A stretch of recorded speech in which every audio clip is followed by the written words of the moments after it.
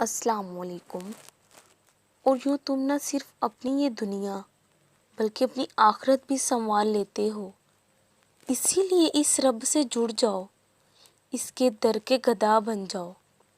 یقین جانو کہ اس کے در سے کبھی کوئی سائل خالی نہیں لوٹتا۔ وہ جس نے مانگنے کی توفیق دی ہے وہی عطا بھی فرمائے گا۔ بس تم اس کی رضا کے کاموں میں جت جاؤ، وہ تمہارے دونوں جہان سنوار دے گا۔ تم کیوں گھبراتے ہو اللہ کے فیصلوں سے؟ کیا تم جانتے نہیں ہو اللہ الجبار ہے، بگڑے کام بنانے والا، ہر چیز پر قادر، ناممکن کو ممکن بنانے والا۔ اس کے تم پر احسانات کتنے ہیں کہ جن کا نہ کوئی شمار ہے اور نہ کوئی گنتی۔ بھول تو تم اس کو جاتے ہو، وہ تو تمہیں کبھی نہیں بھولتا۔